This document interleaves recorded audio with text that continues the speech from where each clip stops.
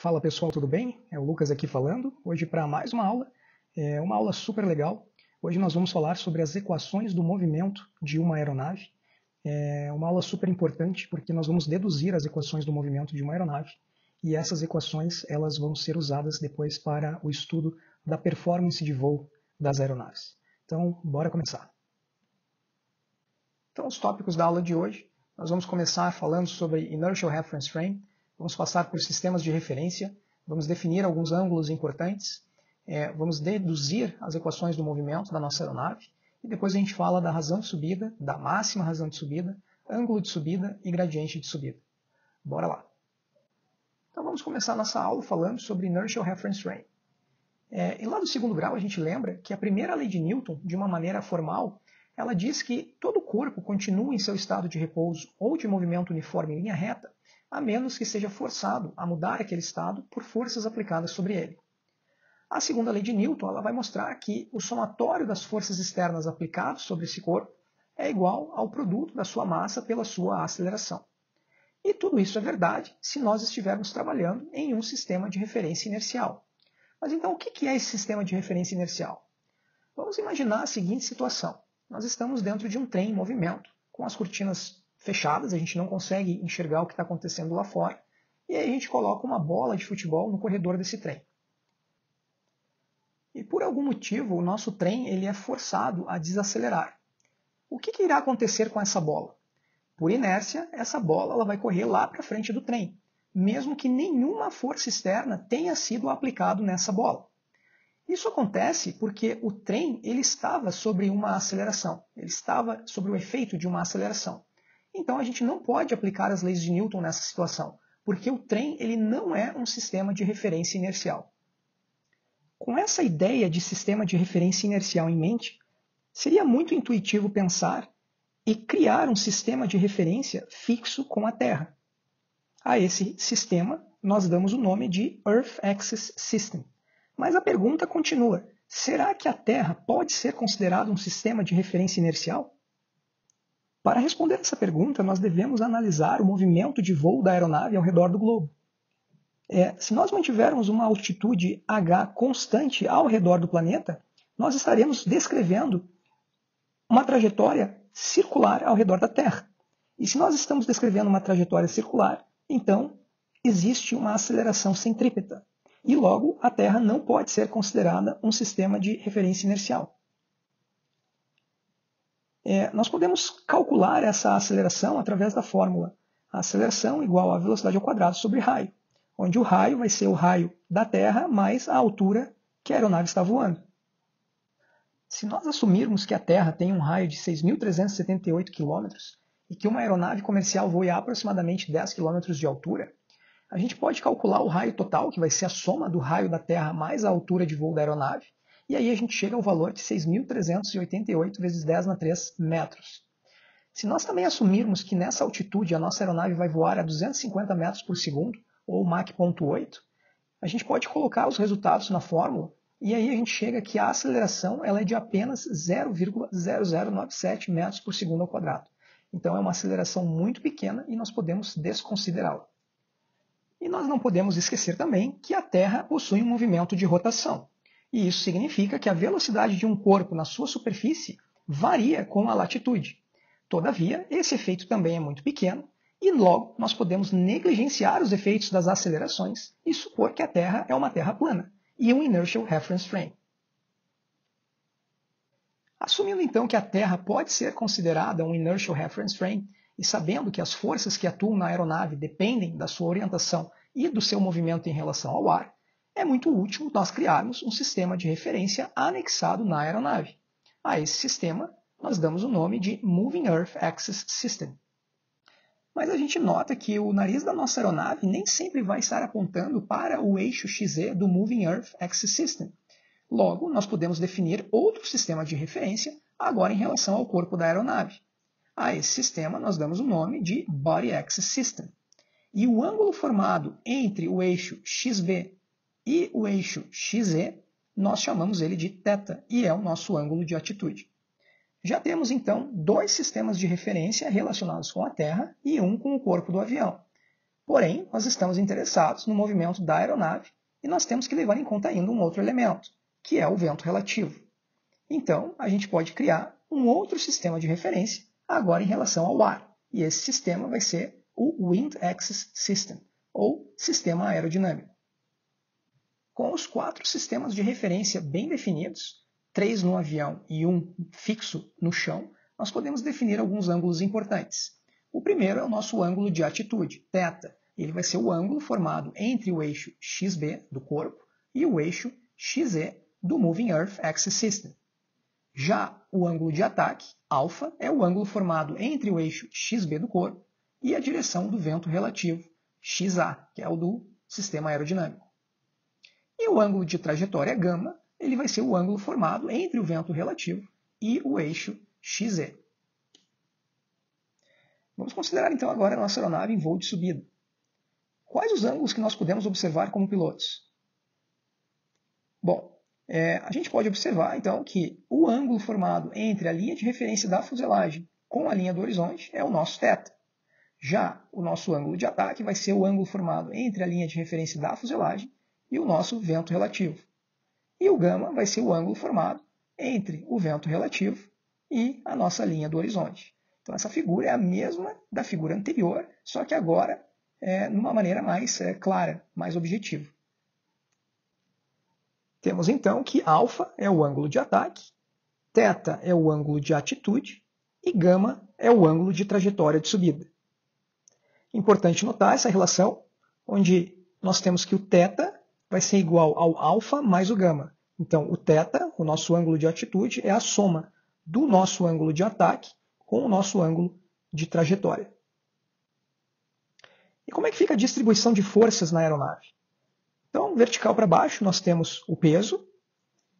Por definição, perpendicular ao vento relativo, nós temos a nossa sustentação, apontando para cima. Já, por definição também, paralelo ao vento relativo, nós temos o arrasto. E para frente, nós temos a nossa tração. E notem aqui que a tração ela faz um ângulo, ok, com o nosso vento relativo. Não é sempre que essa tração ela vai estar alinhada com o vetor vento relativo, como a gente costuma ter as figurinhas lá nos cursos de piloto privado e piloto comercial. Isso aí vai depender muito do projeto, né, do sistema propulsivo da aeronave, como que ele é colocado, como ele está alinhado com a fuselagem da aeronave. Então a gente coloca um ângulo qualquer aqui e a gente chama esse ângulo de αt. E, em teoria, nós podemos escolher qualquer sistema para definir as acelerações. Porém, na prática, o sistema do vento é o sistema escolhido, pois ele simplifica os nossos cálculos. Então, se a aeronave possuir uma aceleração no sentido do eixo XA, o eixo aerodinâmico, essa aceleração irá mudar a magnitude do vetor velocidade da aeronave. Lembrando que a aceleração é a taxa de variação da velocidade em relação ao tempo. Já se existir uma aceleração perpendicular, então a trajetória de voo será uma curva e poderá ser interpretada como uma aceleração centrípeta de um círculo de raio R. Então aqui nós temos as duas acelerações. Se a aeronave tiver a aceleração junto com o vento relativo no eixo XA, no eixo do sistema aerodinâmico, essa aceleração ela vai ser responsável por mudar a velocidade linear da aeronave. Já se nós tivermos uma aceleração perpendicular, essa aceleração ela vai ser responsável pela trajetória curva e vai ser uma aceleração centrípeta. Então, desenhando aqui um círculo de raio R com uma velocidade angular ω, nós temos então aqui a nossa velocidade linear v, a nossa aceleração centrípeta A e o nosso γ, que é o nosso ângulo de trajetória. Lá do segundo grau a gente lembra que a aceleração centrípeta é a velocidade ao quadrado sobre o raio de curvatura. Já a velocidade angular vezes o raio da circunferência é igual à nossa velocidade linear. E ω também é a taxa de variação do nosso ângulo de trajetória γ em relação ao tempo. Então, se nós substituirmos essa equação aqui na posição 2, a gente pega então ω é dγ dt, a gente coloca no lugar de ω, nós vamos ter que a velocidade linear é igual ao R, ao raio da curvatura, vezes o dγ dt, a taxa de variação de γ em relação a t. E agora, combinando essa equação com a equação número 1, então se eu colocar agora no valor de v, né, nós temos que v ao quadrado é v vezes v. Então eu coloco para um dos v's r dy dt, e aí cancela com aquele r que está lá, e aí a gente fica com v d gama dt é igual a A. Então a gente tem que a nossa aceleração ela vai ser igual à velocidade linear vezes a taxa de variação do ângulo de trajetória em relação ao tempo. E agora que nós já deduzimos as acelerações, nós estamos com tudo pronto para deduzir as equações de movimento.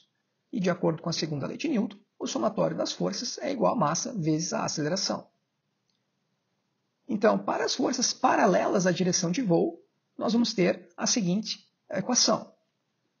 Então, nós temos aqui, paralelo à direção de voo, nós temos a tração vezes o cosseno do αt, que é essa componente aqui, menos o arrasto, que está em sentido contrário. E o peso aqui, pessoal, ele também se decompõe. Então, nós vamos ter uma componente aqui perpendicular e uma paralela. E essa componente paralela vai ser igual a menos W seno gama.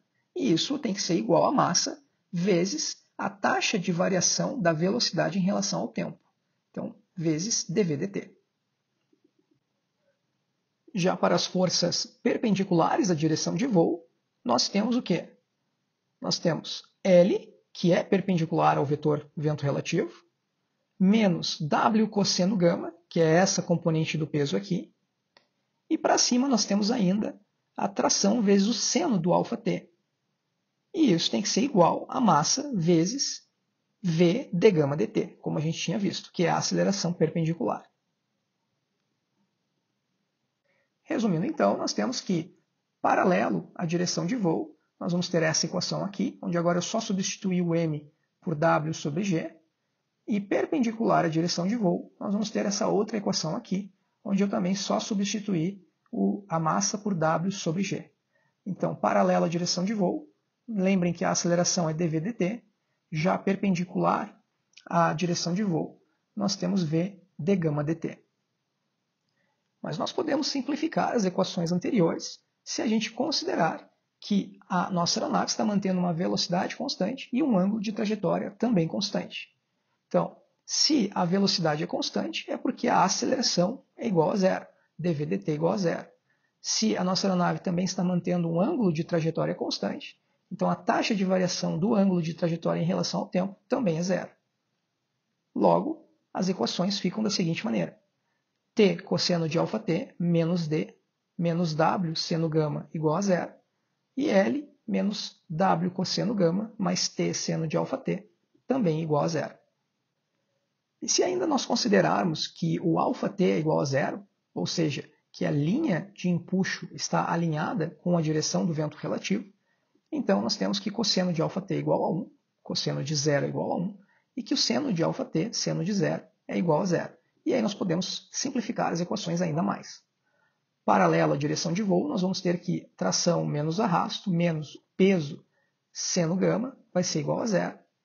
Já perpendicular à direção de voo, nós vamos ter que a sustentação menos o peso cosseno gama vai ser igual a zero. Vamos falar então agora da razão de subida. Nós podemos reordenar as equações abaixo da seguinte maneira. Nós temos então que o seno gama vai ser igual a tração menos o arrasto dividido pelo peso, e que a sustentação vai ser igual ao peso vezes o cosseno gama. Então eu só reorganizei essas equações aqui. Bom, se a gente pegar agora o vento relativo, nós podemos decompor esse vento relativo em duas componentes. Uma componente paralela e a outra perpendicular à nossa linha do horizonte. E aí nós notamos que essa componente aqui, perpendicular, nada mais é do que a nossa razão de subida. É a taxa de variação da altitude no tempo. E como é que a gente calcula? A gente sabe que o seno do ângulo gama, ele é o quê? É o cateto oposto, ROC, dividido pela hipotenusa. Então nós temos que seno gama é igual à razão de subida dividido pela velocidade. E aí agora eu vou substituir essa expressão nessa equação aqui onde eu tenho seno gama. Então, substituindo, nós temos que seno gama vai ser igual a razão de subida dividido pela velocidade. E aí agora eu posso passar esse v multiplicando todo esse termo aqui da equação. E nós temos então que a razão de subida nada mais é do que a velocidade vezes a tração menos o arrasto, dividido pelo peso. Mas a gente lembra que V vezes T é a nossa potência disponível. Já V vezes D é a nossa potência requerida. E, portanto, a razão de subida fica da seguinte maneira. A gente vai ter a potência disponível menos a potência requerida, dividido pelo peso. E essa é a equação para a razão de subida. Para uma aeronave a hélice, nós vamos ter o seguinte gráfico, onde a linha azul aqui ela vai representar a potência disponível, já incluindo a eficiência da hélice, e a linha vermelha vai representar a potência requerida. A gente vê aqui então que a razão de subida ela é dada pela diferença entre a potência disponível, power available, e a potência requerida, power required. Já a razão de subida máxima vai ser onde essa distância aqui for máxima. E a essa velocidade, se a gente achar essa distância máxima e traçar perpendicular aqui até o eixo da velocidade, a essa velocidade nós damos o nome de Vy, que é a velocidade de máxima razão de subida. De forma semelhante, para uma aeronave a jato, nós vamos ter um gráfico muito parecido.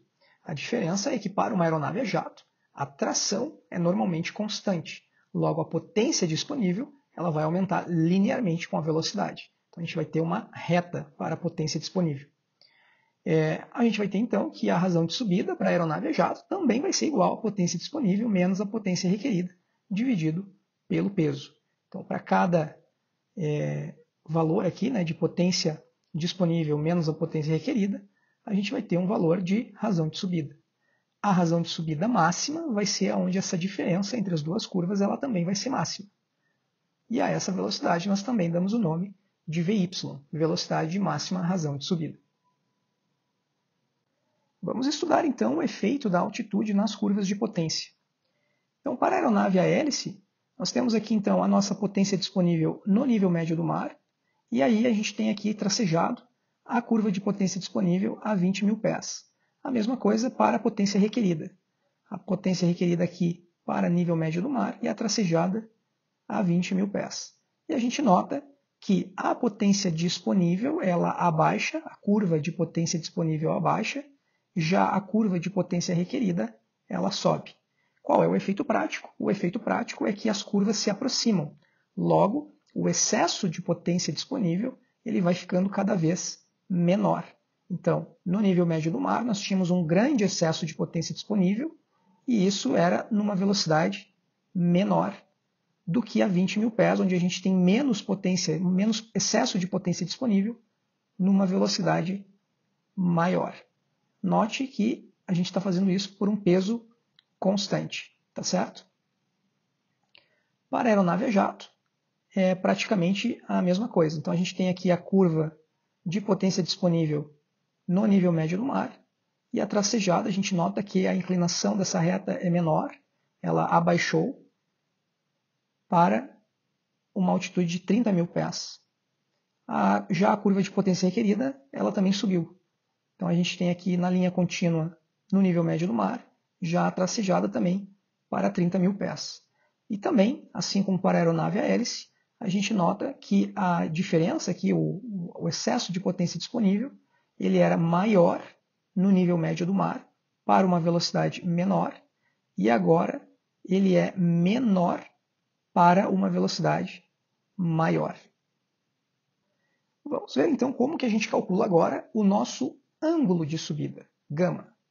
Então nós temos que, da equação de razão de subida, nós temos que o seno de gama é igual a razão de subida dividido pela velocidade, que é igual a tração menos o arrasto dividido pelo peso. E nós também temos que o cosseno de gama nada mais é do que a sustentação dividido pelo peso. Então, se eu dividir essa equação aqui, seno, por essa equação aqui, cosseno, nós encontramos a tangente de gama. Então a gente coloca aqui embaixo, a tangente de gama nada mais é do que seno de gama dividido pelo cosseno de gama. E aí, fazendo as simplificações, nós chegamos que a tangente de gama nada mais é do que a tração menos o arrasto dividido pela sustentação. Para ângulos pequenos, a gente pode considerar que o cosseno de gama é aproximadamente 1, e fazendo o cosseno, né, ser aproximadamente 1, isso implica que a sustentação é aproximadamente o peso. E aí a gente pode substituir esses valores nessa equação aqui.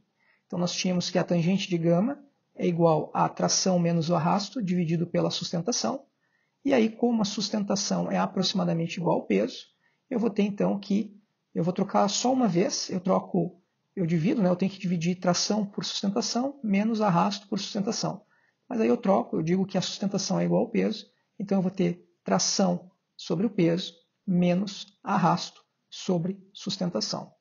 Ou ainda que a tangente de gama vai ser igual à nossa tração sobre o peso menos, eu abro aqui a fórmula do arrasto e a fórmula da sustentação, praticamente tudo se corta, sobrando somente o coeficiente de arrasto dividido pelo coeficiente de sustentação.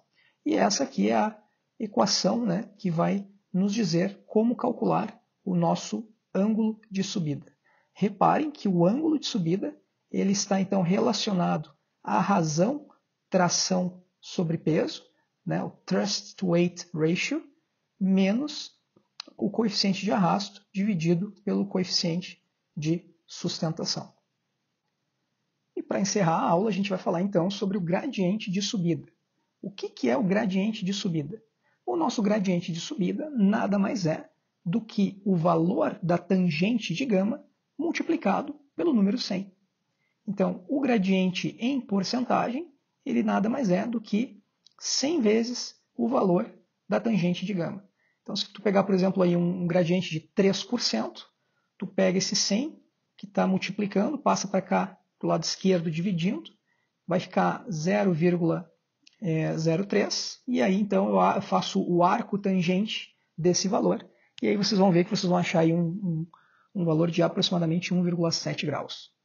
Tá certo? E assim a gente chega ao final de mais uma aula. Eu gostaria de agradecer a todos que chegaram até aqui. Por favor, compartilhem o vídeo, curtam se vocês gostaram. E ficando aqui então as referências que eu utilizei. Muito obrigado e até as próximas aulas. Tchau, tchau.